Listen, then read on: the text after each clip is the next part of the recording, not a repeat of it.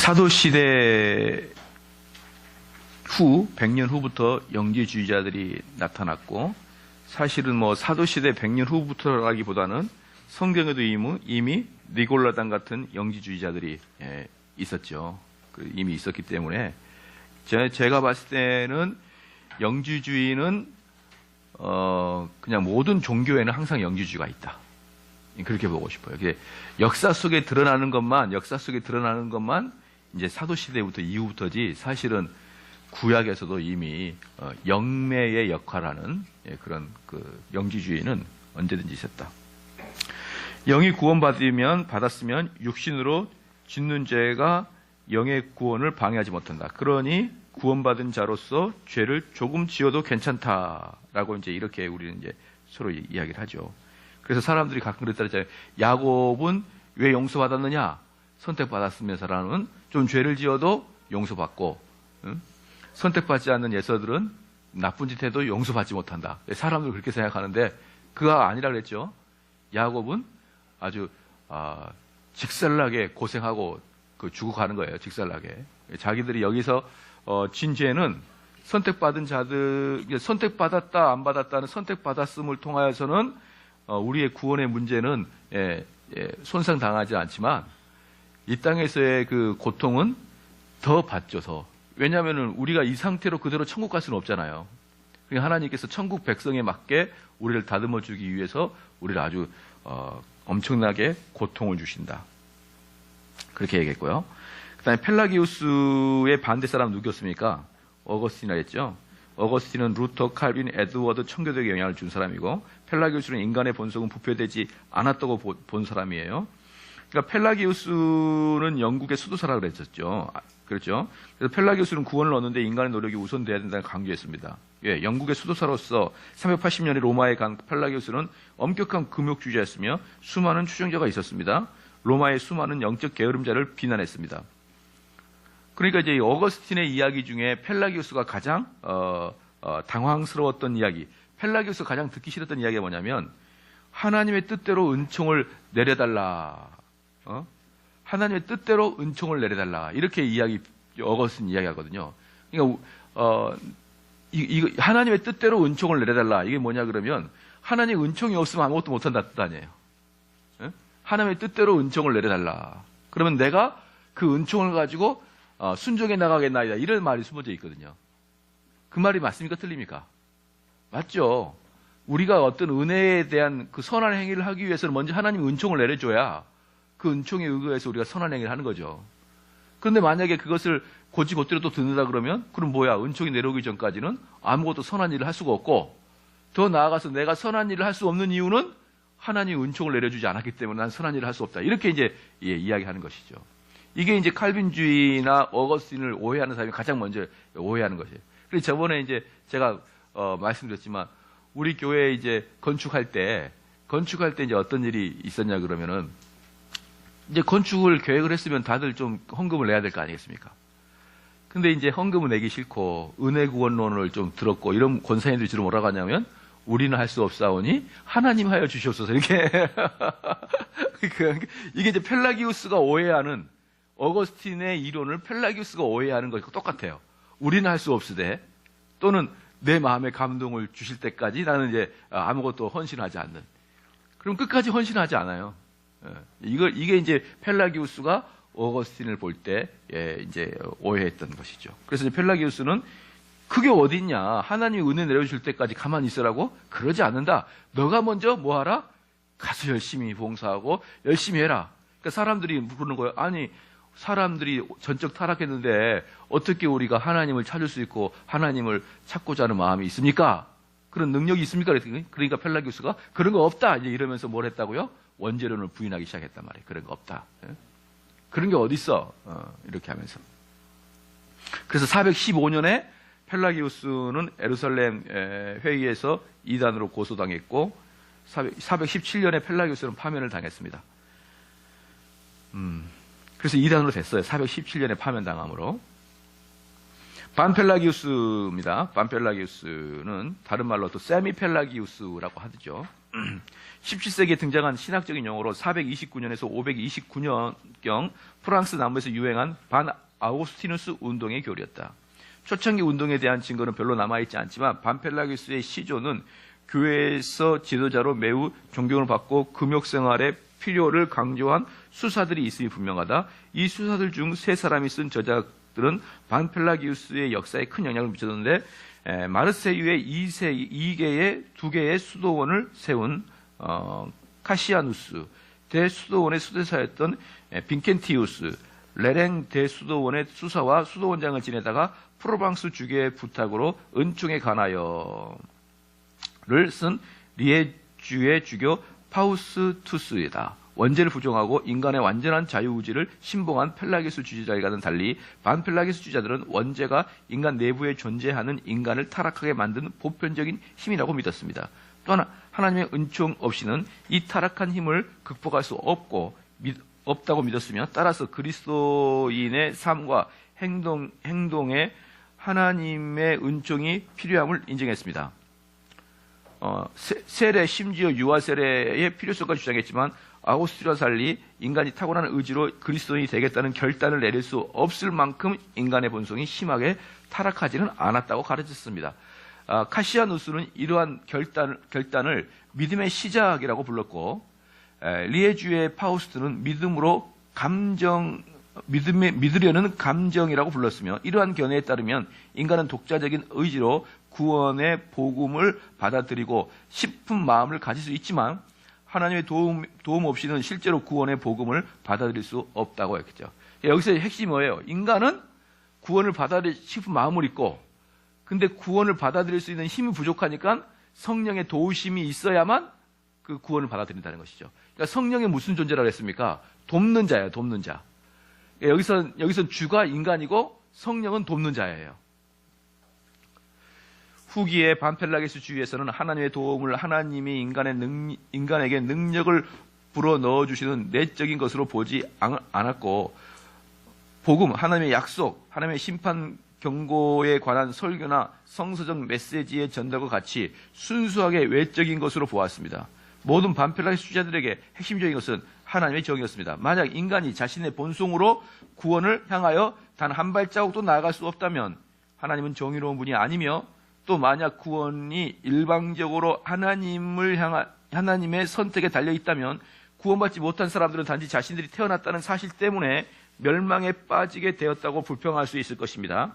어쨌든 반펠라기우스는 인간으로 하여금 구원받으려는 의지를 갖게 하는, 하나님의 대가를 바라지 않는 초자연적이며 은혜로운 행동의 필요성을 부정하는 결과를 가져왔고, 이러한 결과는 성 바울과 성 아우구스티누스의 견해에 모순되는 것이었기 때문에 교황은 아우구스티누스의 견해가 은혜의 문제에 관한 한 카톨릭 교회의 입장을 대변하며 반박할 수 없음을 선포하였다. 그러니까 지금 여기서 전통적으로 교황은 아우구스티누스의 이론을 옳다고 이제 선포한 거잖아요. 아우구스티누스의 이론이 로마 교회의 구원론이었습니다. 초창기의 갈리아의 두 논쟁, 즉 아키텐의 프로스페르와 힐러리, 그는 그리 유명한 인물이 아니었습니다. 에게 비판을 받았습니다. 반펠라기우스주의는 파우스투스가 죽은 490년 뒤에도 여전히 많은 사람들이 지지를 받았으나 6세기에 들어와 주로 아르레 카이사리우스에 의해 쇠퇴되었고, 그는 교황 펠릭스 4세의 부추김을 받아 제2차 오랑주 공회에서 반펠라기우스주의를 비판했고, 펠릭스의 후계자인 교황 보니파키우스 2세는 이 비판을 인정해 그때부터 반펠라기우스주의는 로마 카톨릭 교회에서 이단으로 인정받았습니다. 반펠라기우스가 로마 카톨릭으로 이단으로 인정받았어요. 분명히 여기서 나와 있죠. 근데 후반에 가면 반펠라기우스가 로마 교회의 주류로 바뀌어버립니다. 아주 독특한 일이 발생해요. 그래가지고. 그래서 1000년 동안을 반펠라기우스주의로 로마 구원론이 바뀌어요. 어거스틴은 자유의지는 죄로부터 부패했으며, 자유의지는 죄로 부패했으므로 인간의 행위와 공로로 예수를 믿을 수 없습니다. 구원을 위해 전적으로 하나님께 의존해야 되며, 선행은 때때로 우리에게 착한 일이 일어날지라도 우리 자신에게서 나온 것이 아니라 하나님의 은혜에서 나온 것입니다. 자, 바로 이 부분이 펠라기우스와 논쟁했던 부분이죠. 우리가 선을 행해도 그 선은 하나님의 은혜로부터 나온 것이지 우리가 선한 사람이 아니다. 이걸 좀 다른 말로 말하면 너 왜 선한 행위 안 하니? 그러면 하나님 은혜를 안 줬어. 이렇게 나오잖아요. 하나님이 나에게 은혜를 안 줬기 때문에 선한 행위가 쉽지 않아요. 옛날에 그런 말 말했어요. 너 왜 그렇게 헌신하지 않니? 아직 내 마음에 감동이 오지 않았어요. 이런 거예요. 이 펠라기우스 사상은 여러분들이 배우지 않아도 다 알아요. 왜 그럴까요? 본성. 인간의 본성에 그런 게 있는 거예요. 인간의 본성에. 그러니까 펠라기우스주의는 성경을 해석했다기보다도 인간의 본성을 잘 해석했던 것이죠. 그냥 이러지 않냐 물으니까 사람들이 맞아 그럴 수 있겠다 그래서 이제 펠라기우스를 많이 따른 것입니다. 칼빈 시대입니다. 칼빈뿐만 아니라 종교 개혁자들은 교황을 적그리스도라 불렀습니다. 교황을 적그리스도 부르면은 어때요? 여러분들 보면은 참 이 데살로니가 후서 한번 봅시다. 데살로니가 후서.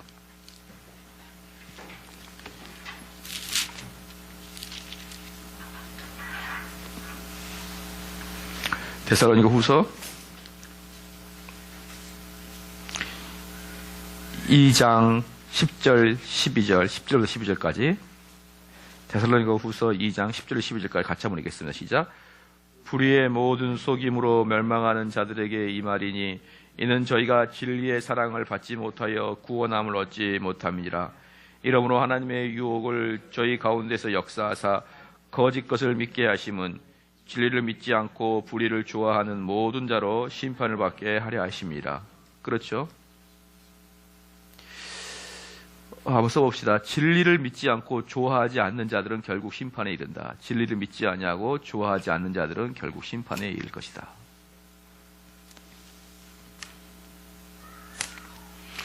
왜 그러냐면은 왜 그 종교 개혁자들이 교황을 적그리스도라 그러냐? 적그리스도. 그 교황은 많은 사람들을 진리로부터 귀를 닫게 하기 때문에 그 카톨릭에 속해 있는 사람들은 그날 와서 미사를 드림으로 자기의 구원이 어느 정도 완성되어 있다는 것을 착각하고 있거든요. 그러니까 교황은 성도들을 구원에 이르지 못하도록 착각시키기 때문에 적그리스도라 그러는 거예요. 얼마 전에 저희 교회에서 제가 설교하다가 로마 카톨릭을 비판했더니 목사님이 다른 종교를 비판한다고. 그런 얼척이 없는 사람들이 엄청나게 많아요. 그거랑 똑같아요. 그거랑 똑같이 지금도 여러분 구원의 도가 없으면 구원의 도가 없으면 그게 로마 카톨릭이든지 신천지든지 장로교든지 뭐가 다릅니까? 구원의 도가 없으면. 똑같이 나쁜 거예요. 똑같이. 그게 간판이 있다고 되는 게 아니란 말입니다. 저번에도 말씀드렸지만 너가 장로교 나왔냐? 장로교 중에 통합식이냐 합동식이냐? 그걸 누가 묻냐고요. 하나님께서 그걸. 그러니까 구원의 도가 없는 장로교를 향해서 당연히 적그리스도라고 말하는 게 뭐가 잘못됐냐고요. 여러분. 왜 그렇게 말하면 꼭 사람들은 왜 남을 비평합니까? 이렇게 이야기하냐고요. 이 얼척이 없는 인간들이 자꾸 얼척이 없게 만들어요, 사람을. 다른 사람을 비판하는 이유가 뭐예요? 다른 사람을 비판하는 이유는 나 잘났다는 게 아니고 그렇게 하지 말라는 겁니다. 그럼 여러분 보편적인 지금 복음주의권 교회에서 하고 있는 것들을 다 일일이 말하면서 이거 하면 안 됩니다, 이거 하면 안 됩니다 이렇게 말하는가요? 그거 아니죠. 그냥 이런 목사처럼 하지 마라 한마디만 하면 되잖아요. 비평하는 이유가 뭐예요? 당연히 그 사람을 공개적으로 이야기한 다음에 왜 성경에서는 분명히 나왔거든요. 비밀스러운 죄는 비밀스럽게 가서 권면하고 공개적인 죄는 공개적으로 권면을 해야 되는 거예요. 공개적인 죄는. 그러니까 목사님들이 공개적으로 설교하고 있는 것은 공개적인 설교를 통해서 비평해야 되는 거예요. 왜 그걸 모르시냐 말입니다. 그리고 비평해야 무엇이 잘못되는 걸 안다니까요. 제가 저번에도 말씀을 드렸지만 개혁교회, 개혁주의 쭉 이야기를 해. 다 알아들었어. 근데 나중에 뭘 모르는다. 방언하지 말라 그러면 그때야 어이구 방언은 나랑 목사님이 틀리네요. 이게 무슨 소리입니까 이게. 그러니까 방언하지 말라고 제가 구체적으로 딱 이야기를 하기 전까지는 제가 개혁교회 청교도를 계속 이야기하기도 방언에 대해서만큼은 저랑 다른 생각을 가질 수가 있단 말이에요. 그럼 방언에 대한 비판합니까 안 합니까? 비판하니까 그때야 아우 목사님이 저런 생각을 했구나 이렇게 하는 거예요. 언더가 스탠드가 되십니까? 그럼 방언에 대해 칭찬해 보세요. 방언에 칭찬해 보란 말이에요. 방언을 어떻게 칭찬할까요? 답이 안 나오잖아요. 지금의 방언을 칭찬해가지고는 방언을 하지 말라고 말할 수 있는 게 없잖아요. 무슨 말인지 아시겠죠? 아신가 몰라요. 그래서 현대 교회에서는 무엇을 합니까? 자꾸 우리들의 마음속에 회복을 이야기하잖아요. 우리들의 마음속 회복을. 그럽니까 안 그럽니까? 요거 회복 사역하지 말라는 거예요. 이거. 그럼 회복 사역하지 말라면 거의 대부분의 교회들이 이거 하고 있지 않습니까? 그럼 당연히 회복 사역하지 말라고 비평해야 되는데 회복 사역하지 말라는 비평 말고 회복 사역해야 된다. 회복 사역이 좋다. 칭찬해가지고 회복 사역을 못하도록 한번 해보시라 이 말이에요. 무슨 말인지 좀 아시겠죠? 이것은 칭찬을 해가지고 될 문제가 아니에요. 이건 복음을 전해서 될 문제가 아니란 말이에요. 복음은 뭐냐면 무엇이 잘못됐는가 또 이미 다 건드리고 지나가야지만 되는 것이에요. 그래서 제 사역의 60% 이상은 남들 비판하는 거예요. 왜? 그만큼 한국교회가 틀렸으니까. 비판을 해놔야 이제 그나마 나머지 40% 정도를 내가 복음을 전할 때 그걸 알아듣는 거예요. 그걸. 그래서 우리 분이엘 대학은 한 60, 70%가 다 비판이라고 보면 돼요. 60, 70%가. 그런데 목사님 비판하지 마세요. 그럼 분이엘 대학 하지 말라는 거죠. 비판부터 하고. 그래서 뭐라고 합니까? 원래 새로운 신도시를 만든 것보다 더 어려운 거 뭐냐면 뉴타운을 만드는 게 더 어려운 거예요. 옛날 건물을 다시 흐짓고 다시 거기다 새로운 건물을 짓는 게 더 어려운 거죠. 왜? 뉴타운 하려면 뭐부터 해야 되니까 한 명씩 쫓아다니면서 그 허락을 받아내야 되잖아요. 전체 그 집안들을. 그래서 3분의 2 이상 협의를 도장을 찍어줘야 되잖아요. 조합한테. 그렇지 않습니까? 그거부터 해가지고 그리고 이제 하려 그랬더니만 우리 집은 인마 절대로 대대로 물려온 집에 절대로 할 수 없다. 할머니가 또 버팅고 앉아있는 거예요. 그거 다 설득하고 나중에 설득 안 되면 강제로라도 끄집어내서라도 해야 되는 게 뉴타운이기 때문에 신도시를 아예 이 고양시처럼 삼손이처럼 아예 논바닥에다가 그냥 딱 하나 만드는 것보다는 서울 시내에 있는 뉴타운을 만드는 게 몇 배나 더 어려운 거예요. 몇 배나. 뭘 들어가기 때문에 일단 잘못된 걸 다 부셔야 되니까. 그래서 이 부신 다음에는 뉴타운이 신속하게 진행되는 것이지 우리도 옛날에 부가연동 보니까 5년에서 7년 동안 계속 조합들 도장 받아 다니더라고요. 조합원에서. 5년에서 7년 동안 그 일을 했어요. 그리고 나서도 나중에 법원에 들어가고 뭡니까? 민주화하는 애들이 또 집 앞에서 버티고 있고 어떤 집은 뭐 이렇게 절대 나갈 수 없다 이래가지고 가스통 메고 앉아있고 이런 사람 천지였어요. 이거 다 이게 하고 땅 파는 데까지 5년에서 7년 걸렸어요. 그것만 하는데. 우리 부가연동 뉴타운이. 그리고 나니까 건물 짓는 것은 한 3, 4년이니까 아예 이제 다 올라갔더라고요. 3, 4년. 무슨 말인지 알겠죠? 진짜 어려운 거 뭡니까? 기존에 잘못된 것을 포크레인으로 부시는 거 훨씬 어렵다는 거예요. 부시는 거. 그 부시는 데까지 가는 과정이 훨씬 어렵다. 아시겠죠? 그렇기 때문에 여러분이 신앙생활 할 때 바른 복음을 알기 전에 뭐부터 알아야 된다고요? 잘못된 사상, 내가 가지고 있는 잘못된 사상부터 부셔내는 게 훨씬 더 중요하고 어려운 문제예요, 그게. 그래서 저는 이제 설교 시간에도 많이 비평하고 싶지만 하도 설교 시간에 비평하고 싫어하니까 설교 시간에는 비평을 안 하는데도 비평하는 거로 생각하는 거예요. 예? 설교 시간 비평 안 하고 분야일 때는 제가 마음 놓고 아예 비평을 하는 거예요. 그래서 제가 이제 비디오도 찍는데 제가 이거 1년만 딱 올리고 딱 내릴 거예요. 비디오는. 왜? 엄청나게 비평을 하는데 그게 그대로 나가면은 좀 미안하잖아요. 그 당사자들한테. 그렇죠. 하영주 목사도 내가 비평할 텐데 얼마나 내가 미안해. 돌아가신 분한테. 자, 그럽시다. 하영주 목사는 참 어떤 참 안 좋은 분이에요. 그분은 정말. 우리나라 교회에 너무나 해악을 끼치고 가신 분이고 조영기 목사만큼이나 너무나 잘못된 사람이에요. 칼빈 시대입니다. 칼빈뿐 아니라 종교개혁. 그 다음에 왜 진리가 자꾸만 왜곡되는가? 이들은 진리란 내가 하고자 하는 일을 못하게 하는 것이고 사람을 편하게 해주는 것이 아니라고 생각합니다. 그러나 진리가 너희를 자유케 하리라고 말하고 있습니다. 도덕률 폐기론자입니다. 그러니까 이제 칼빈 시대 때 봅시다. 이 도덕률 폐기론자가 이제 죄 용서 받았으니 선한 행위가 나오면 좋고 안 나오면 어쩔 수 없고. 봅시다. 여러분 우리가 행위로 구원받지 않죠. 행위로 구원받지 않고 뭘로 구원받습니까? 믿음으로 구원받죠.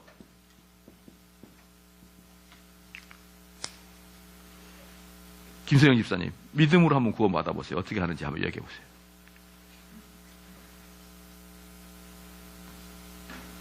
예? 한번 구원받아 보세요. 믿음으로 어떻게 구원받습니까?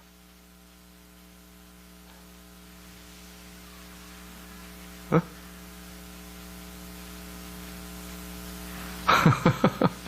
예, 부산에 갔다 와서 다 거기다 놓고 왔죠. 이 믿음으로 구원받는다가 다음 강좌예요. 요 강의 다음 강좌. 세 번째 강좌. 그게 분이엘 대학의 핵심이라고 했죠. 거기까지 가기 위해서 다른 종교랑 비교했고, 교회 안에 복음주의와 개혁주의와 뭔가를 비교했고, 그 다음에 그러면 믿음으로 구원받는 게 무엇인가를 다음 강좌에서 하는 거예요. 그게 분이엘 대학의 핵심이에요, 핵심. 그리고 제 사역의 핵심이고. 그게 무슨 말이냐면요.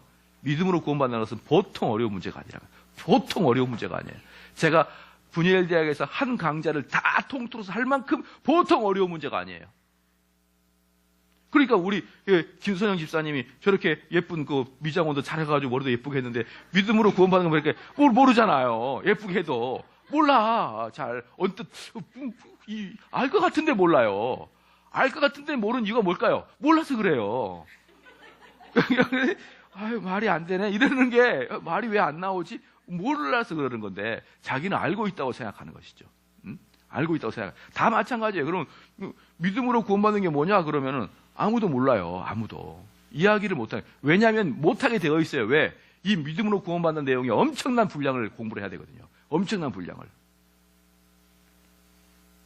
그런데 이제 여기서 이제 믿음으로 구원받는다는 것을 엄청난 분량을 공부를 안 하니까 마음으로 믿으면 되는구나 이렇게 생각을 하는 거예요. 이제 그렇죠?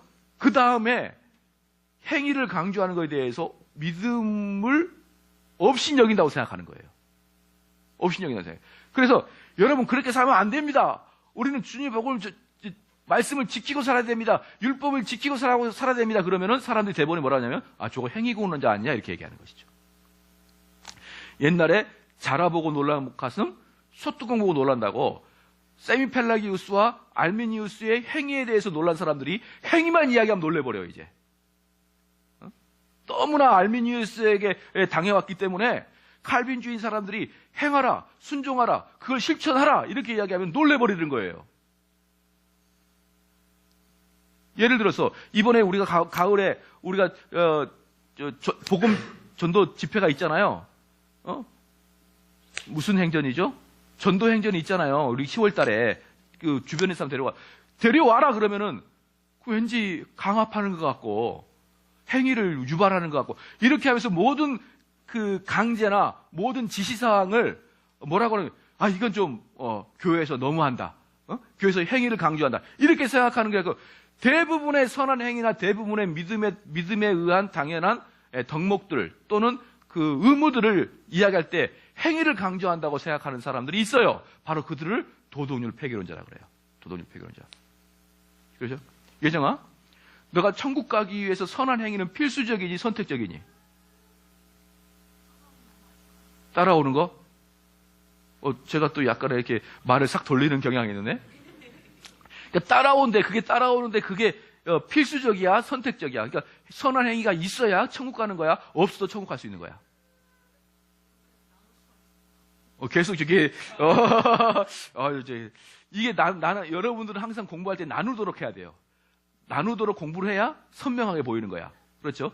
이 나누지 못하게 하는 것은 포스트 모더니즘 사고야. 알겠죠? 다시 물어볼게. 선한 행위가 나와야 돼?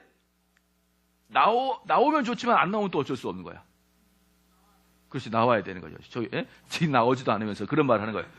이게 이제 우리가 이제 예전에 아현제일교회 있을 때 제가 이제 분이엘 대학 할 때 저의 이 그 설교나 가르침에 대해서 못마땅하게 생각하는 분이 한 분 계셨어요. 근데 제가 그분한테 끝까지 끌고 갔어요. 그분이 장로님이었었거든요. 장로님이었는데 끝까지 제가 몰고 갔어요.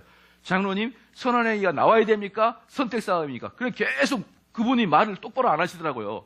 마지막에 했던 말이 나오면 좋고 안 나오면 어쩔 수 없는 거 아니에요. 그러더라고요. 그래서 제가 바로 장로님과 제가 그게 바로 거기서 틀린 겁니다. 그게. 물론 그 장로님은 삼성교회가 따라왔다 안 따라왔다? 안 따라왔죠. 안 따라오니까 이렇게 제가 크게 이야기하죠. 결국은 그게 바로 도덕률 폐기예요. 도덕률 폐기론자는 뭐냐면 내가 예수님 믿고 그 예수님을 믿는 믿음으로 인해서 선한 행위 나오면 그 사람은 좋고 선한 행위가 안 나오면 어쩔 수는 없는 거예요. 그래서 제가 항상 이야기하는 뭐예요? 서울대학교 합격했어요. 1등으로 합격하면 우등상을 받고 꼴등으로 커트라인 들어가면 겨우 합격하고. 여러분, 근데 만약에 여러분 서울대학교 1등으로 들어가기 위해서 3년 내내 하루에 4시간씩만 자고 공부할 것이냐? 아니면 커트라인으로 들어가면 되니까 3년 내내 놀다가 들어갈 것이냐? 여러분 어때요? 3년에 놀다가 커트라인으로 들어가기만 해도 들어가면 되잖아요. 뭐 서울대만 들어가면 되지 그게 1등으로 들어가든 꼴등으로 뭔 상관이에요. 그런데 1등으로 들어가려면 박 터지도록 공부해야 되고 겨우 문 닫고 들어가려면 계속 놀다가 겨우겨우 들어간다. 그러면 거의 대부분의 고3들은 겨우 놀다가 서울대만 들어가면은, 예? 저희 아는 분이 그 영감님이 계신데 할아버지인데 그 밑에 자녀들이 손지들이 약 20여 명이 있어요. 20여 명이. 다복해가지고 20여 명이 있는데 그 손지들한테 그렇게 할아버지가 공약했습니다. 너희들 중에 서울대만 들어간 사람이 있으면 내가 4년 동안 장학금 주고 내가 한 달에 50만 원씩 내고 용돈을 주겠다. 그랬어요. 근데 아무도 못 들어가요. 아무도. 서울대는 수석이 아니라 들어가는 것 자체가 어렵잖아요. 맞잖아요. 그러니까 고등학생들한테 너가 서울대 수수로 들어갈래? 아니면 문 닫고 들어갈래? 그래도 서울대는 문 닫고 들어가야 되는 거예요. 근데 문 닫고 들어가려고 그러면 3년 내내 놀다가 미팅도 하고 뭐 게임도 하고 너 하고 싶은 대로 하다가 서울대 꼴뚜로 들어갈래? 아니면 4시간씩만 자고 3년 동안 공부해서 서울대 수수로 들어갈래? 그럼 거의 대부분의 애들이 놀면서 서울대 들어가려고 그럴 거예요. 맞죠? 그럼 여러분들한테 하나님의 법도가 여러분의 몸에서 나오면은 천국에 좋은 데 들어가고 전혀 성도의 모습이 안 나오고 세상 사람처럼 죄만 짓고 살다가 겨우 천국에 들어간다라고 하면 여러분 전부 다 평생을 개떡같이 살다가 겨우 천국에 들어가려고 할 거예요. 여기 와가지고 성역 공부할 필요 없이 속초도 가고 설악산도 가고 말이에요.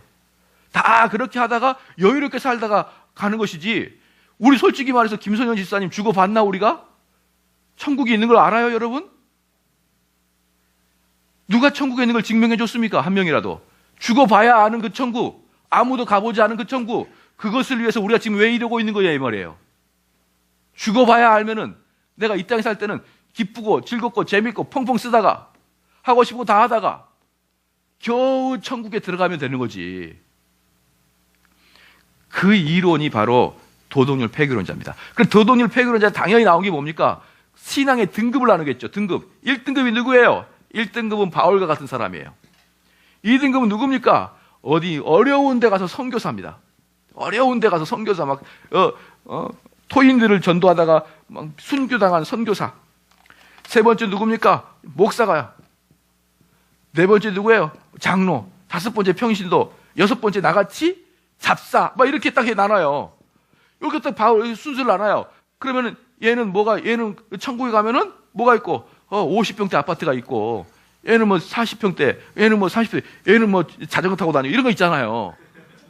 그런 걸로 나눠요. 그래서 그 부흥사들이 뭐라 그랬냐면은 이런 사람들은 뭡니까? 이런 사람들은 왕관을 쓰고 이렇게 겨우 들어간 사람은 개털모자 쓴다 그랬어요. 개털모자. 여러분 개털모자론 기억납니까? 왜 그들이 개털모자의 이론이 나올 수밖에 없습니까? 도덕률 폐기론자이기 때문에. 도덕률 폐기론자는 기본적으로 뭐기 때문에? 도덕률 폐기론자는 모든 사람이 천국 간다는 기본적 전제를 깔아놨기 때문에. 예? 전제를 깔아놨기 때문에 그 사람들이 아무 행위를 안 해요. 아무 행위를 안 하기 때문에 그 사람을 행위를 유발시키기 위해서 등급을 나눌 수밖에 없는 거예요. 등급을.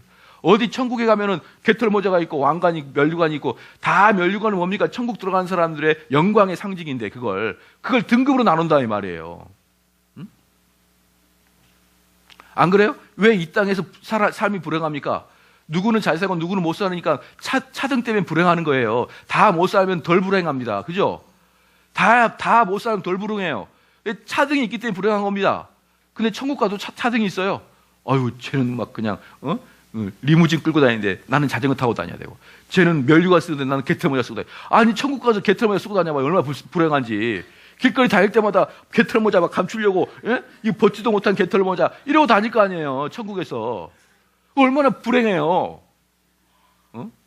차라리 내가 이럴 바에 지옥 가가지고 면류관 쓰겠다. 막 그런 마음 생기지 않겠냐고. 부끄러우니까. 그렇죠. 우리가 그 대학 다닐 때, 지금은 안 그러는데, 우리가 대학 다닐 때 대학생들 이렇게 화일을 하나씩 딱 들고 다녀요.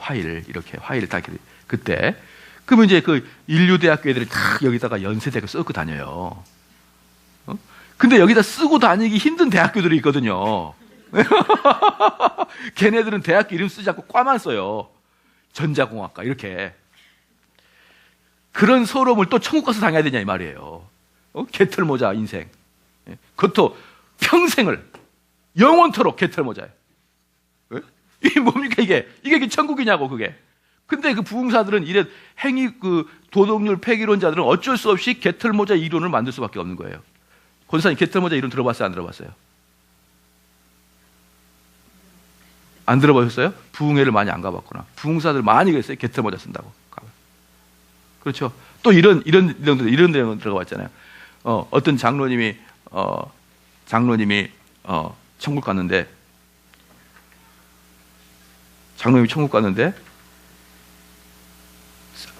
하나님이 중국집에서 서빙을 보라는 거죠. 그리고 짜장면을 먹는 애는 서리 집사가 먹고 있어요.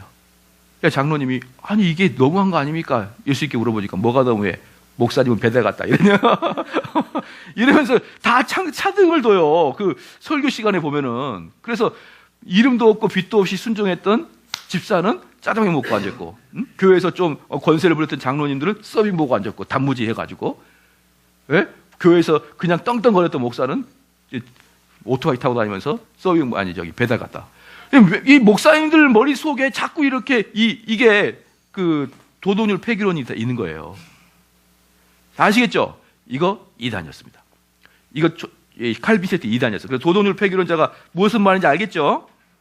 그래서 이제는 죄 용서 받았으니 선한 행위가 나오면 좋고 안 나오면 어쩔 수 없고를 이야기하는 게 도덕률 폐기론자였다. 근데 유다서 1장 4절 보겠습니다.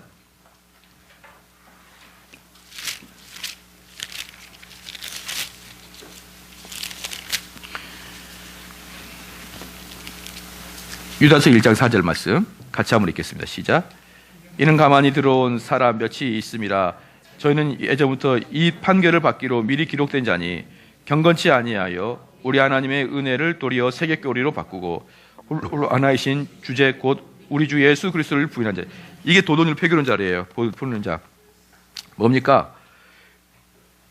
미리 기록된 자니 경건치 아니하며. 그렇죠. 근데 그 경건치 않은데 그 사람이 어디 있는 거예요? 우리 안에 있는 것이요. 우리 공동체 안에. 우리 공동체 안에 있는데 그 사람은 경건치가 않아요. 예. 그 하나님의 은혜를 도리어 세격고리로 만들고, 하나님께서 은혜 주셨으니까 우린 구원받았어. 그러면서 자기 마음대로 사는 것을 이야기하는 것이죠. 로마서 6장 2절 말씀에 그럴 수 없느니라. 그럴 수 없느니라. 그럼 은혜를 받은 자가 죄를 질 수 있느냐? 그럴 수 없느니라. 히브리서 12장 14절 말씀에 성화를 이루지 못한 자는 주를 보지 못한 자라. 이렇게 말하고 있는 것이고요. 베드로후서 1장 11절 말씀에 구원을 넉넉히 주신다. 이렇게 표현하고 있어요. 그래서 죄를 미워하고 계명을 따라 행하고 여러분 살아야 됩니다. 그러니까 칼빈주의, 자 이거 봅시다. 칼빈주의에서 왜 도덕률 폐기론자 나왔느냐? 여러분 칼빈주의에서 왜 도덕률 폐기론자가 나왔느냐? 왜 그럴까요? 칼빈주의는 쉽게 도덕률 폐기론자로 갈 수 있기 때문에. 칼빈주의는 쉽게 도덕률 폐기론자로 갈 수 있어요. 왜냐? 칼빈은 계속 은혜를 말하니까. 은혜를 말하니까.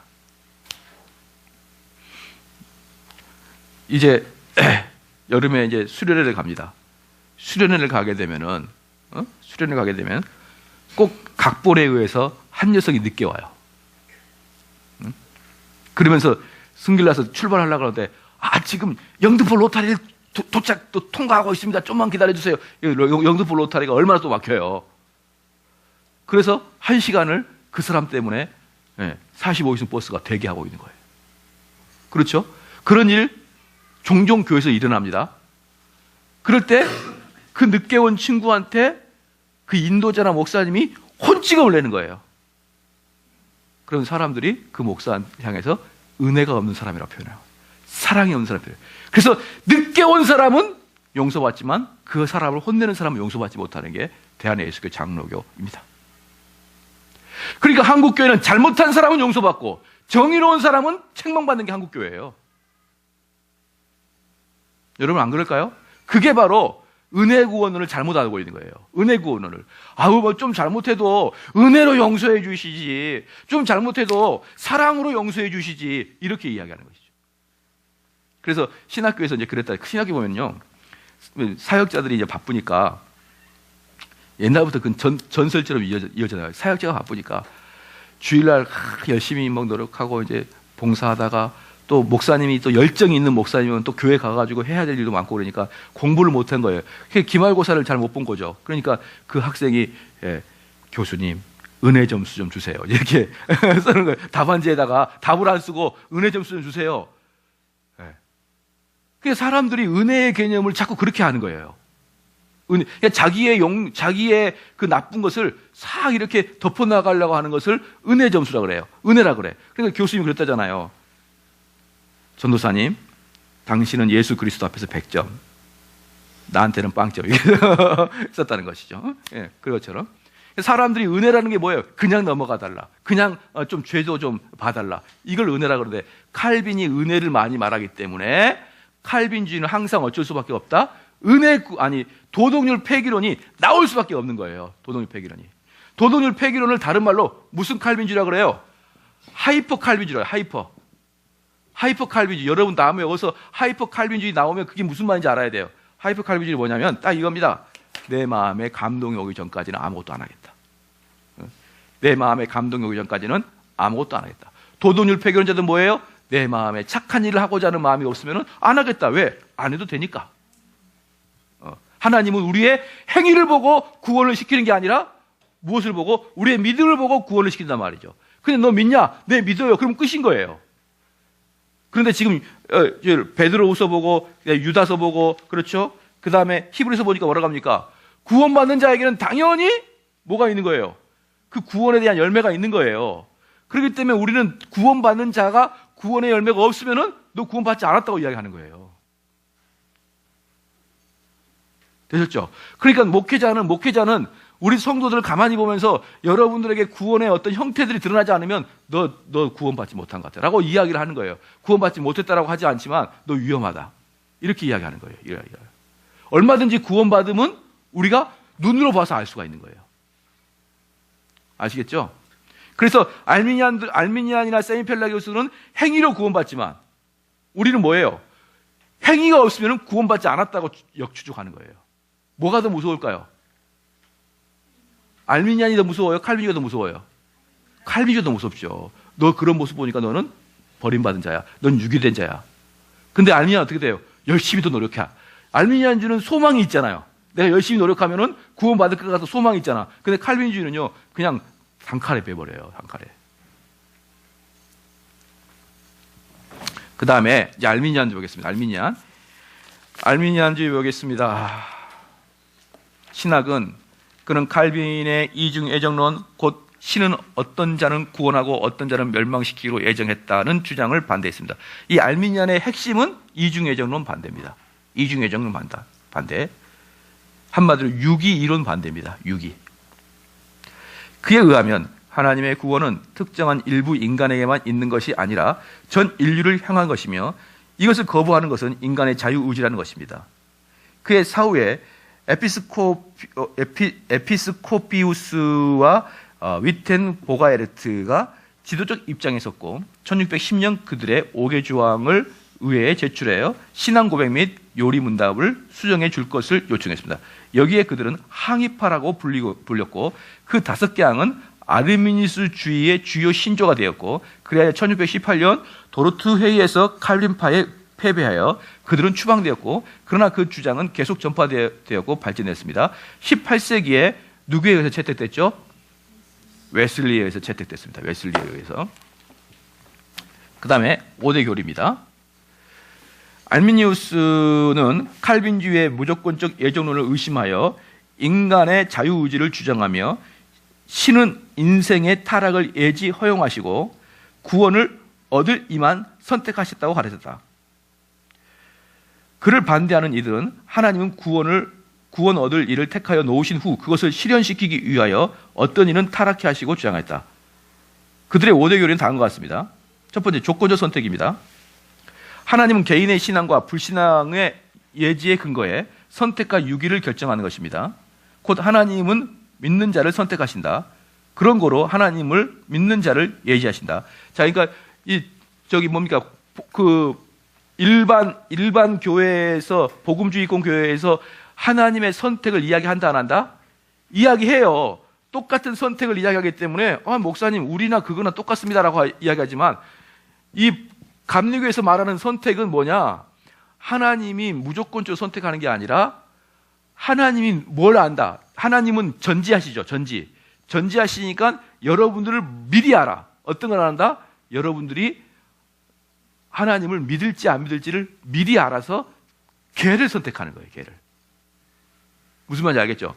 이게 너무나 쉬워요. 제가 만약에 여러분들에게 여기 있는 분들에게 내가 이걸 좀 부탁을 해야겠다.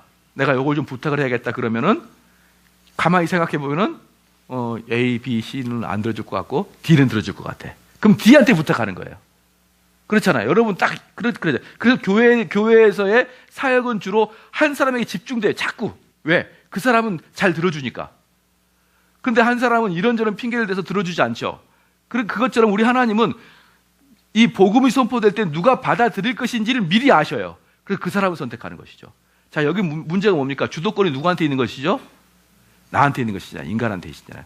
그러니까 이 알미니주의와 세인필라교에서는 꾸준히 그 주도권을 누구에? 하나님으로부터 인간으로 가져오려고 하는 노력이 알미니안주의의 모습이에요. 그 다음에 보편적 속죄를 믿습니다. 그리스도를 믿는 자들만이 구원을 받습니다. 받는다 해도 그리스도는 모든 사람을 위해 죽으셨는 것입니다. 곧 그리스도는 인류 전체를 위하여 십자가에 죽으셨습니다. 그러나 그를 믿는 자만이 이 은혜를 받습니다. 자, 여기서 알미니우스 뭐라고 한다고요?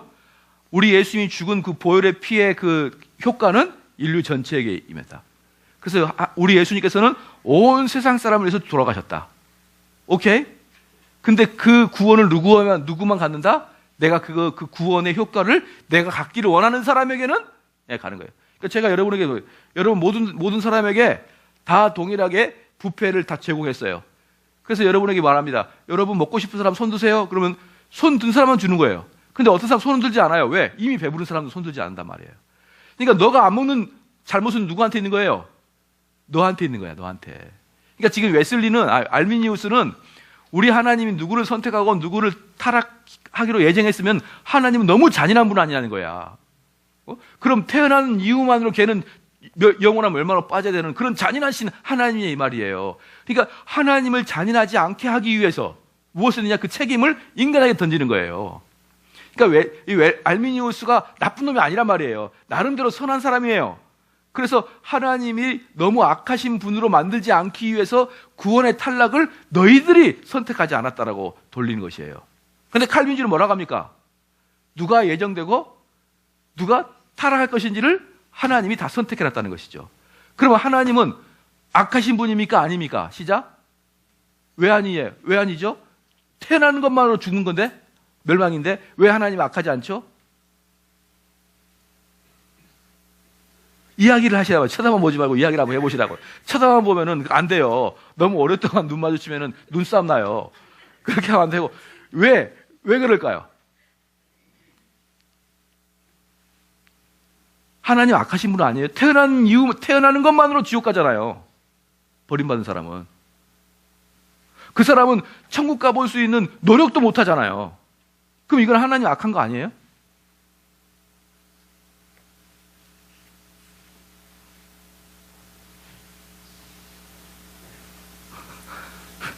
계속 눈싸움만 하고 그러시면 안 돼요. 김소영 집사님이 이야기해 주세요. 대신 대답을 좀 해주세요.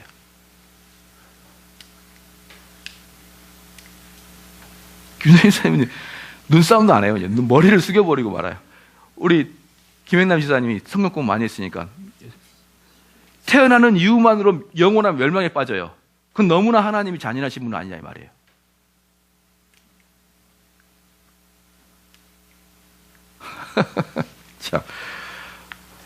참 감사하게 아무도 모르시네. 너무 쉬워요. 맨날 들었는데 여러분이 지금 기억이 안 나서 그래요. 우리는 모든 사람이 다 멸망에 빠질 수밖에 없는 사람이었단 말이에요. 우리는 아담의 후손들은 모든 자가 한마디로 바다에 다 수장될 수밖에 없어요. 그 중에 누구를 건져서 살렸어요. 자, 그럼 살린 자는 은혜지만 빠진 자는 당연한 일이죠. 당연한 일이죠. 그러니까 우리가 아담의 죄로 말미암아 모든 사람이 지옥으로 들어갈 수밖에 없는 그런 운명이에요. 우리 태어나면서부터 지옥에 가는 운명이에요. 그 중에 하나님이 은혜로, 근데 그 건지신 이유는 잘 모르겠지만 은혜로 나를 건지셨다는 거예요. 그렇기 때문에 건진 게 은혜고 지옥 가는 건 당연한 거예요. 근데 이 개념이 없는 사람, 즉 인간이 그렇게까지 대접받을 필요가 없다, 인간은 그렇게까지 대접받을 존재가 아니다라고 생각하는 사람들은 이 이중애정론을 상당히 불쾌하게 생각하는 것이죠. 무슨 말인지 알겠죠? 그러니까 하나님은 의로우신 분이라는 것이죠. 그래서 여기서 무조건적 선택을 다른 말로 말하면은 무조건적 선택, 그러면 왠지 하나님이 복골복초로 하는 거니까 그렇게 하는 것보다는 하나님의 사랑의 선택이죠. 사랑의 선택. 죽어가는 사람 중에 하나님이 누군가를 불쌍히 여겨서 그를 건져주셨기 때문에 사랑의 선택이죠. 그래서 이제 이 알미니우스는 제2번 보편적 속죄를 말하는 것은 하나님의 어떤 것을 완화시키기 위해서, 하나님의 무자비함을 완화시키기 위해서, 그 구원의 탈락을 인간의 쪽으로 돌리기 위해서 보편적 속죄론을 만들었다. 보편적 속죄론. 그 다음에 세 번째, 인간의 무능력을 믿는다. 인간의 무능력을 믿는다는 것은 세미펠라기스도 마찬가지고 알미니우스도 마찬가지고 다 믿어요. 왜? 성경에는 그렇게 나와 있으니까 아예 대놓고. 인간의 전적 타락을 반대하는 것은 펠라기우스 하나밖에 없었다. 그렇죠? 인간의 무능력을 믿는다. 성령의 중생 없이는 실제로 어떤 선한 것도 성취할 수 없다는 것이다. 곧 아담의 타락으로 말미암아 선행의 능력이 전부 상실된 것은 아니고, 그런 거로 타락은 전적인 것이 아니다. 조금은 내가 시작할 때 내가 선한 일을 하겠습니다 라고 마음 먹을 수 있는 그 정도는 있다. 내가 주님을 열심히 따르겠습니다 라고 마음 먹는 것은 그 정도는 사람에게 남아있다 라고 표현하는 게 인간의 무능력을 믿는다. 근데 칼빈이 말했던 전적 타락은 아닌 것이다. 학력적 은혜를 믿는다. 그래서 하나님의 은혜는 인간이 거절할 수 있는 것입니다. 곧 인간은 비록 죄인이긴 하나 하나님께 향하는 능력과 함께 그 인간에 대하여 반항할 수도 있는 것입니다. 그래서 이 학력적 은혜를 믿는 사람들, 목사님들이 설교할 때 주로 뭐라고 합니까? 마음의 문을 여십시오라고 계속 하잖아요. 마음의 문을 여십시오. 내 마음의 문을 내가 마음대로 열고 마음대로 닫아서, 마음의 문을 열 때는 은혜가 들어오고 마음의 문을 닫아버리면 은혜가 들어오지 않는 것처럼 생각하는 것이 있기 때문에 마음의 문을 여십시오라고 하는데, 사실은 우리 하나님은 우리가 마음의 문을 열든 말든 우리를 어떻게 해요? 사랑으로 우리를 설득해버린단 말이죠. 제가 이 학력적 은혜는 너무 쉬워요. 너무 쉬워. 학력적 은혜. 우리 민우야. 민우 여자친구를 언제 사귀었니? 작년 4월. 어떤 계기로 사귀게 된 거죠? MT 가서 딱 첫눈에 괜찮았어요? 예. 왜 연락 주고받았어요? 왜 저 사람한테 빌려달라고 그랬냐고. 남자도 많은데. 세고 센 게 사람인데 왜 저 사람한테 빌려달라고 그랬냐고.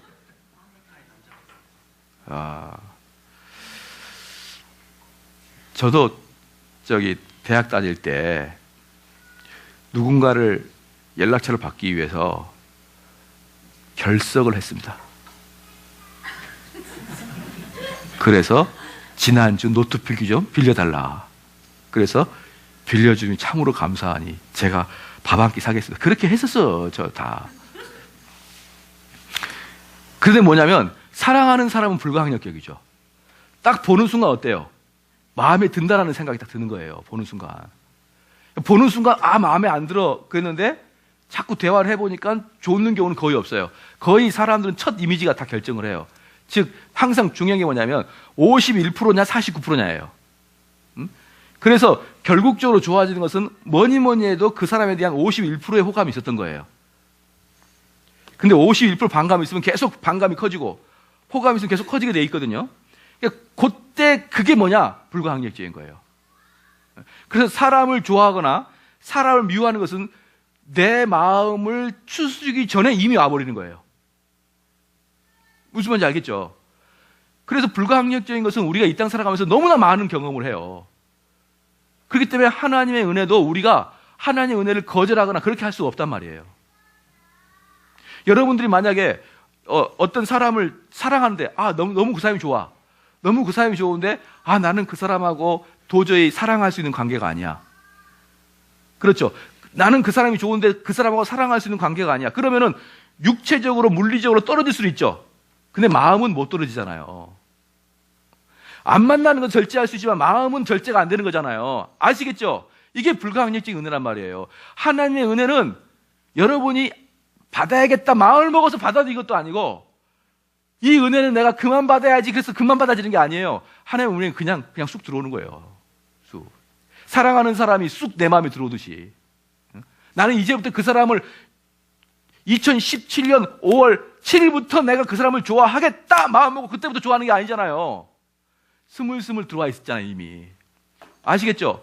불가항력적인 것은요 우리 삶에 엄청나게 많이 나타납니다. 그것을 이렇게 잘 설명 못하면 사람들이 불합리하게 느껴져요. 뭐야? 하나님이 불가항력적으로 몸을 뚫고 들어와서 사랑을 주는 거야?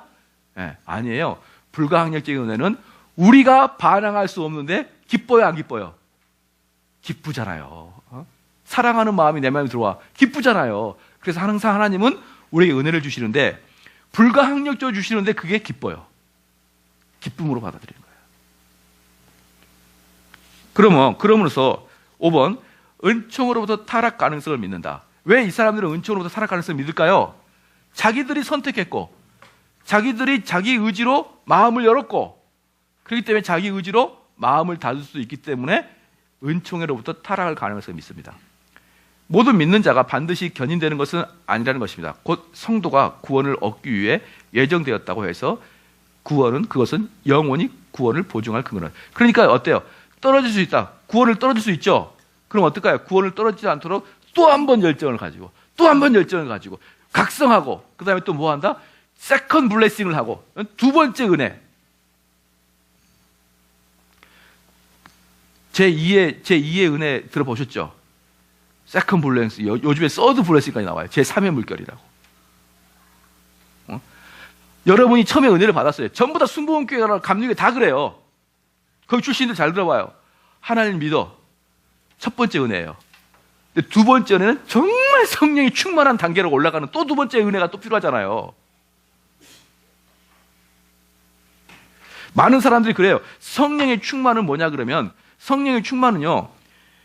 첫 번째 은혜를 받았을 때는 좀 내 마음에 적었는데 이것이 꽉 차오르는 건 성령의 충만이라고 생각하는데 그러지 않아요. 성령의 충만은 어떻게 성령님이 속에서 컸다 작았다 그래요. 성령님은 내 안에서 활동할 수 있도록 하는 게 성령의 충만이에요. 그러기 위해서 뭡니까? 내 죄를 죽여나가야 되죠. 이게 성령의 충만이에요.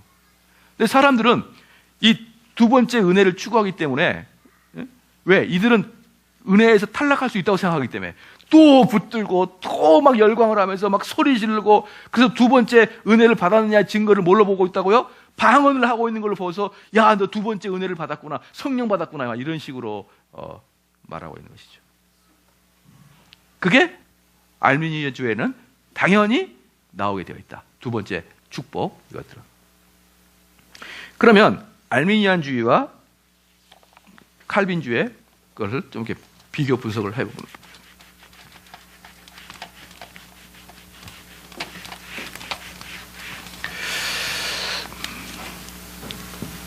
칼빈주의하고 알미니안주의고 자, 그러면 예정에 대해서는 어떻게 된다?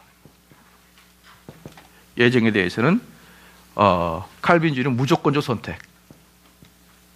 예, 무조건 선택입니다. 무조건 예정, 무조건 선택. 무조건이라는 것은 뭐냐? 에이, 너 가져. 이건 기가 아니에요. 무조건 뭐예요? 우리의 조건을 보지 않고 선택하셨다. 다른 말로 왜 나를 선택했는지 모르겠다. 내가 뭘 잘했길래 나를 선택하지? 이게 무조건 선택이에요. 여기는 알미니안이 뭡니까? 예지 예정이야.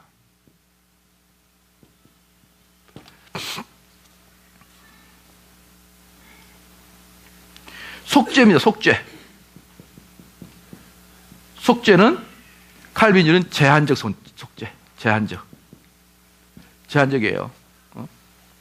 하나님의 백성은 딱 이미 구별되어 있다. 하나님 백성은. 이건 보편적 속죄입니다. 자, 여기서 뭐 여러분 알게 되면요, 보편적 속죄는 모든 사람이 구원받는다. 그거 아니에요. 뭐예요?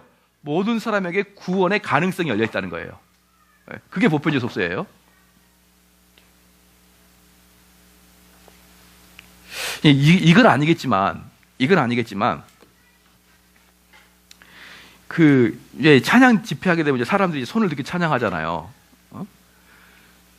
그럴 때 저 같은 경우는 그런 생각을 했어요. 이게 손을 크게 들을수록 하늘에서 내려오는 은혜를 내가 먼저 받을 수 있다는 느낌 있잖아요. 만약에 위에서 꽃가루가 떨어진다, 그럼 먼저 받고자 하는 느낌.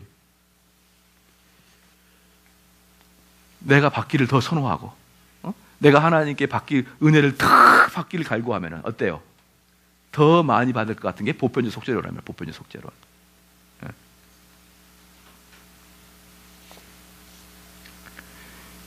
그래서 은혜 받기를 갈구하고 은혜 받기를 사모하고. 여러분이 은혜 받기를 사모하는 것도 아까 불가항력적인 거예요. 아무리 은혜 받기를 사모하라 이야기해도 안 되는 거예요. 안 된단 말이에요. 그 다음에 사람의 인성을 여기는 전적 타락이라고 해요.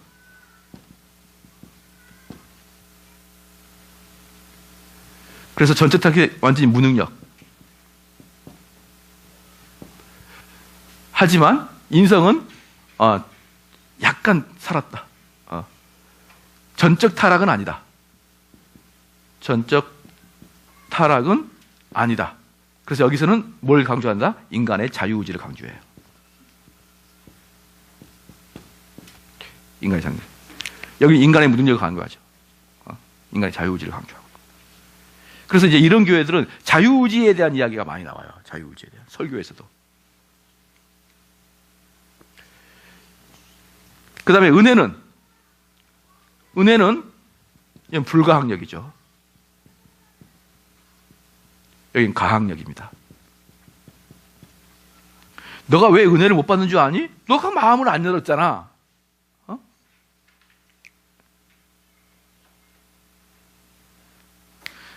견인, 궁극적 구원. 다른 말로 견인은 믿는다. 여기 믿지 않음.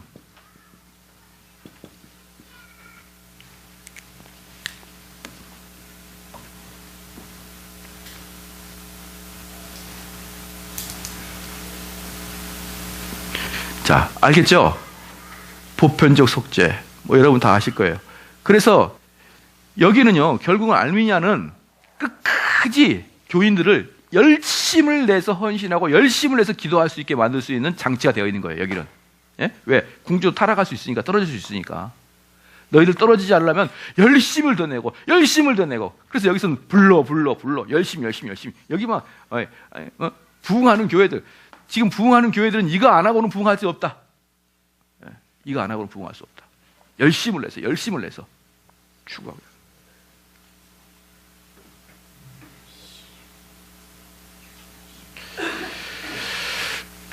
그럼 또 하나만 더 보면은요.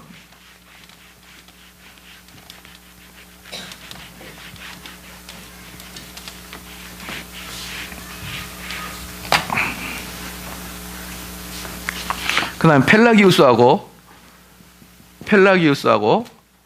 반펠라기우스하고 알미니안을 살짝 구별해 보면요. 펠라기우스가 제일 틀린 건 뭐예요? 이건 이제 원죄를 부정하는 것이죠, 이건. 예. 빼도 박도 못하는 원죄를 부정하는 것이기 때문에 너무 쉽다 그랬습니다.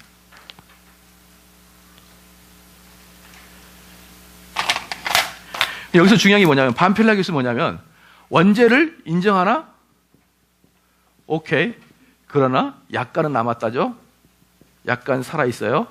그래서 핵심이 뭐냐 그러면, 핵심이 반펠라기우스는 너희들이 선한 행위를 시작하면, 선을 하면 성령이 도우신다는 거예요. 이게 반펠라기우스의 핵심이에요. 선한 행위를 해. 그러면 성령이 너희를 도우신다. 너 마음에 그런 마음이 없어도 해. 그러면 마음이 하다 보면은 좋아진다. 여러분 그 헛된 그 치료가 뭐예요? 웃음 치료죠. 안 기뻐도 거울 보고 웃어. 그럼 나중에 좋아진다. 그게 헛된 저도 해봤어요. 진짜 웃겨요. 왜 미친놈 같아가지고 내가 지금 뭐 하는 거야? 이러면서 진짜 웃기더라고요. 거울 보고 한참 웃어보니까 나 정말 웃겼어요. 그러니까 먼저 너가 해. 웃어. 그럼 복이 와. 기쁨이 온다. 이게 다 그 반펠라기우스, 세미펠라기우스. 그렇죠. 하고 싶지 않아도 열심히 해. 그러네. 된다. 그런 거 많이 하잖아요. 이 세상은 다 반펠라기우스예요. 하다 보면 재밌어. 하다 보면 뭐 정들어. 뭐 이런 거 있잖아요. 자, 알미니우스는 여기에 비해서 원죄? 오케이. 여기도 약간 살았어. 그런데 알미니우스하고 반펠라기우스의 차이를 여러분은 알아야 돼요. 알미니우스는 무엇을 반대했느냐? 알미니우스는 이중구원을 반대했어요. 이중구원. 누가 선택되고 누가 유기되는 것에 대해서 반대했단 말이에요. 그렇기 때문에 알미니우스는 뭘 주장했다? 보편구원론을 주장한 거예요. 보편구원론. 이게 달라요. 세미펠라기우스, 알미니우스가 여러분 다른 게 뭔가를 좀 알아야 돼요. 보편구원론을 주장한 거예요. 이 보편구원론은 뭘 주장한다? 결국은 보편구원론은 믿기로 한 자는 구원받는다는 거예요. 믿기로 한 자가 구원받는 거예요. 믿기로 한 자. 누구든지 자기가 믿기를 소원하면은 구원받는다는 것이죠. 되셨죠? 믿기로 한 자. 그러면 이 사람은 그러면 잘 봐봐요. 이 세미펠라기우스는 로마 카톨릭이거든요. 로마 카톨릭은 뭘 강조할까요? 시작. 가서 선한 행위를 해. 선한 행위를 해. 이렇게 강조하겠죠. 알미니우스는 뭘 강조할까요? 믿을 수 있는 마음을 유발시키겠죠. 믿을 수 있는 마음을 유발시키겠죠. 그 믿을 수 있는 마음을 유발시키기 위해서 뭘 할까요? 감동적인 예배를 드리겠죠. 감동적인 예배를 드리겠죠. 그러니까 지금은 다 우리나라는 오히려 세미펠라기우스도 별로 없어요. 교회에. 이놈의 알미니안이 훨씬 많아. 알미니안이 더 나빠요. 세미펠라기우스는 착한 일이나 하잖아. 근데 알미니안은 어떻게 하는 거예요? 감동적 흥분을 자아내기 위해서 쇼를 하잖아요. 쇼를.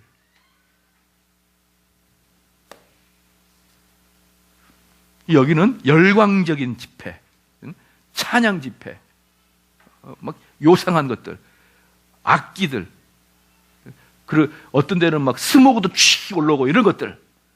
이렇게 해서 사람들이 감동돼서 어떻게 돼요? 감동시킨 다음에 어떻게 해요?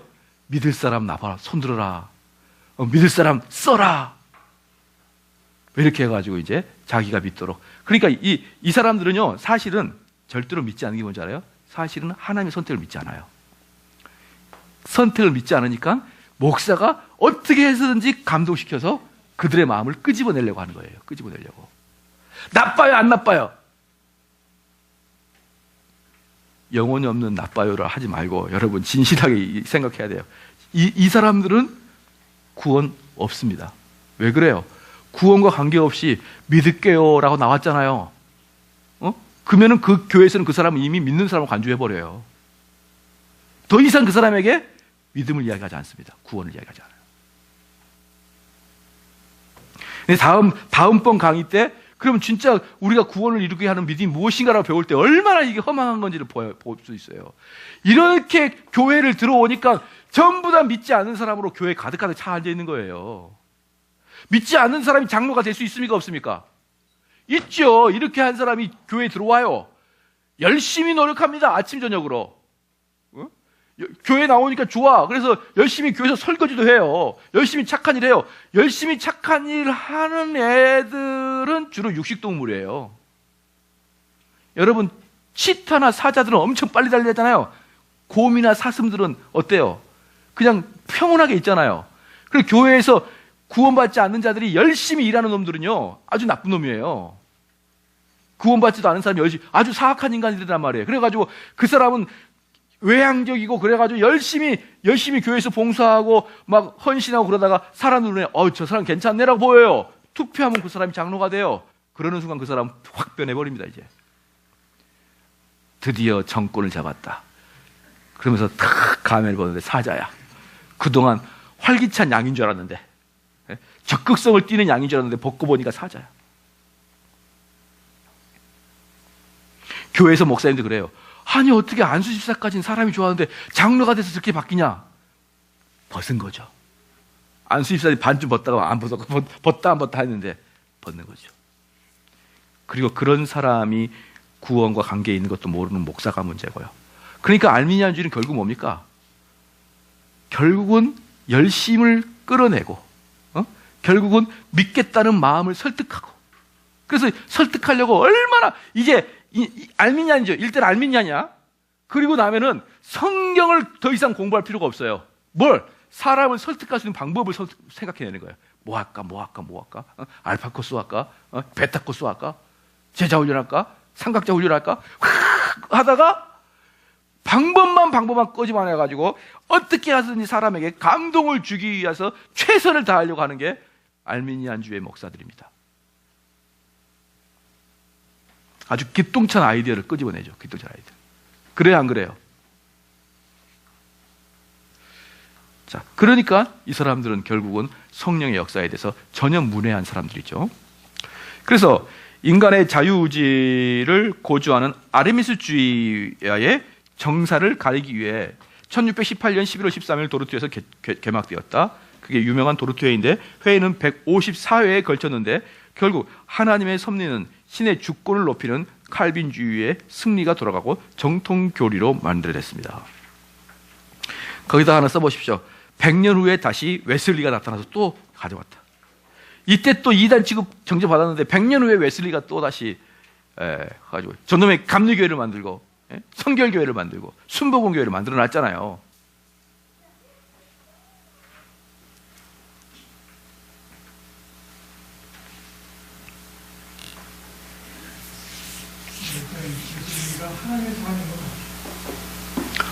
그 우리는 잘 이야기 안 합니다. 하나님의 사람이다 아니다라고 말을 잘 안 해요. 저희들은 그냥 웨슬리가 문제가, 웨슬리의 개인적인 신앙은 탁월하지만 그의 해악이 크기 때문에 뭐라고 말을 할 수가 없죠. 그래서 우리 개혁주의에서도 웨슬리를 그래도 봐주자라고 하는 부류가 있고, 웨슬리도 안 된다라고 하는 부류가 훨씬 많아요. 청교도들에게. 웨슬리야말로 교회를 망쳤다라고 생각하는 사람이 엄청 많아요. 근데 너무 그러면 우리 감리교회 사람들이 화내니까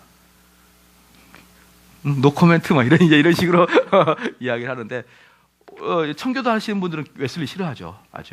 그래서 그가 실질적으로 구원을 받았느냐라고 말할 때 퀘스천 마크를 다 붙일 만큼 동의하지 않죠. 왜냐하면 그는 구원론을 완전히 잘못되게 구원론을 만들어놨거든요. 이따가 이제 뒤에 웨슬리의 구원론을 보면 알아요. 보면 아는데 잘못되게 해놨어요. 그러니까 알미니안이 만약에 2단이었다. 그럼 웨슬리도 2단이어야 돼요. 웨슬리도 2단이에요. 똑같은 거니까. 웨슬리는 알미니안이야. 어거스틴이나 칼빈이나 똑같잖아요. 어거스틴 2단이면 칼빈도 2단이어야 되는 것이고. 똑같으니까. 그래서 이겁니다. 자, 봐봅시다. 알미니안, 우리에게는 이제 세미펠라기스는 별로 중요치 않아요. 왜냐하면 한국 교회에서는 선을 강조하는 교회가 없으니까. 오히려 세미펠라기는 필요할 때가 필요해. 한국 교회는 선을 강조하는 데가 별로 없어요. 하지만 웨슬리안은, 알미니안은 꽉 차 있죠. 보편적으로 여러분이 알고 있는 교회들은 다 알미니안 교회인 거예요. 그죠? 칼빈주의 교회는 없어요. 칼빈주의 교회는. 간판만 장로교회일 뿐이지 다 알미니안주의 하고 있는 거예요. 그럼 알미니안의 가장 큰 문제, 웨슬리의 가장 큰 문제는 뭐냐면요. 하나님은 이 땅에 쫙 이렇게 해가지고 십자가의 보혈로 은혜를 쫙 이렇게 다 이제 뿜어놨어요. 이렇게 이제 다 촉촉이 젖은 거예요. 촉촉이 젖었기 때문에 이제 이 사람들은 이미 구원받을 수 있는 조건이 딱 갖춰진 거예요. 조건이 갖춰진 겁니다. 하나님이 우리는 인간이 먼저 타락했지만 선 은혜를 주셔가지고 우리의 마음을 어떻게 됐어요? 선 은혜를 주셔서 우리의 마음을 바꿔놨어요. 하나님이 예수의 보혈로 피로. 그러면은 선 은혜로 바꿔놨기 때문에 여러분이 자발적으로 믿겠다 그러면 되는 거예요. 난 믿겠다 그러면 되는 거예요. 그럼 누구든지 다 구원을 받는 거예요. 그렇기 때문에 사형리를 딱 이야기한 다음에 사형리 한 다음에 믿을래? 믿겠다 그러면 그럼 구원 받는 거예요.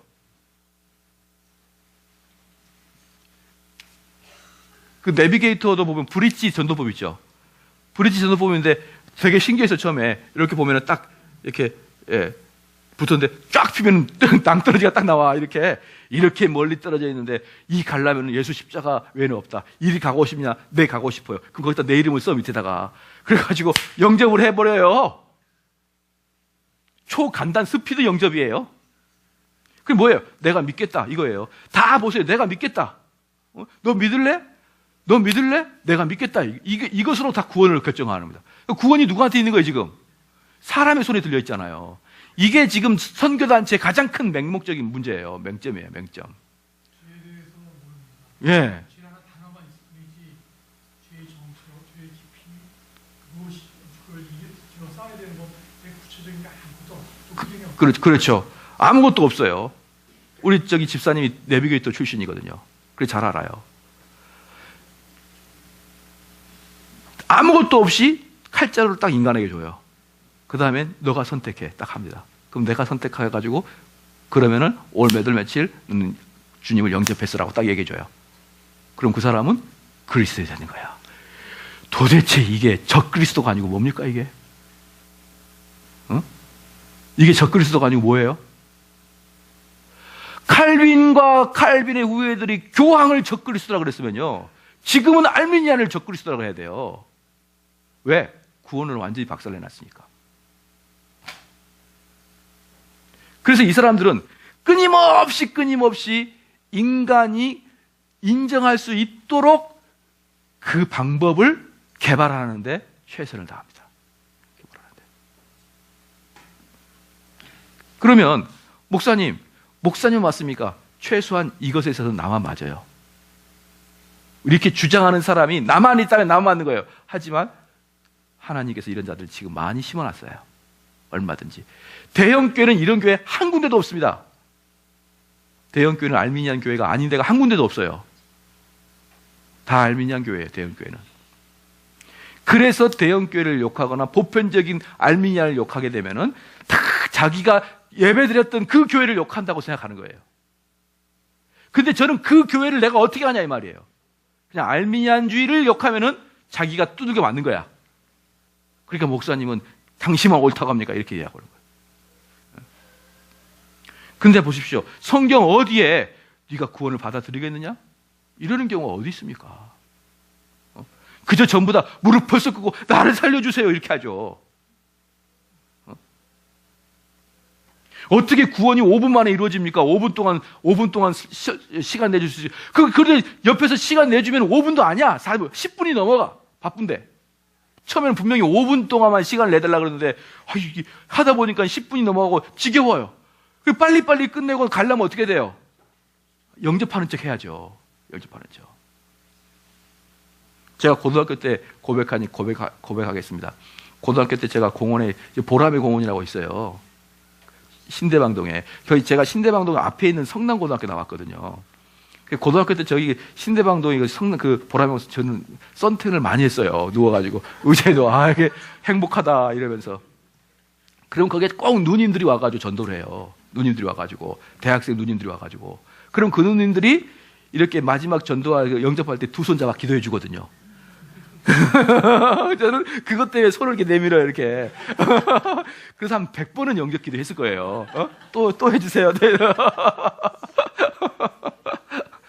100번은 했어요, 100번은. 그게 너무 좋아가지고. 그게 뭐예요, 그게? 그분들은 저를 엄청 많이 전도했다고 생각하겠죠. 근데 저는 그 마음이 딴 데 있어요. 많은 사람들은요, 이 장소를 회피하려고 애쓰라고 한 사람도 있고요. 귀찮으니까. 처음부터 거절하지 못했으니까. 아니면 애쓰라 그래도 복음을 알지 못하고 애쓰라고 한 거예요, 그냥.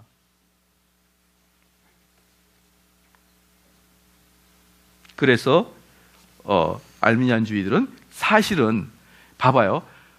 주님께서 복음으로 이들의 죄를, 어때요? 이들의 죄를 없애줬으니까. 선 은혜를 주셨으니까. 이게 선 은혜라 그래요. 선 은혜를 주시니까 지금 얘네들은 원죄가 있는 겁니까? 없는 겁니까? 원죄가 없어진 거예요. 얘네들은. 없어졌다. 그래서 알미니아는 사실 펠라기오스랑 비슷해요. 예수님이 복음으로 말미암아 여러분의 보혈의 피로 원죄를 없앴으니 그때부터 펠라기오스죠. 이제부터는. 이제 너희들이 선택해서 믿어라. 너희들이 구원을 얻어라. 그래서 반펠라기오스와 알미니우스 어느 게 더 나쁩니까? 이게 더 나빠요. 카톨릭보다 현지 복음주의가 더 나빠요. 그래서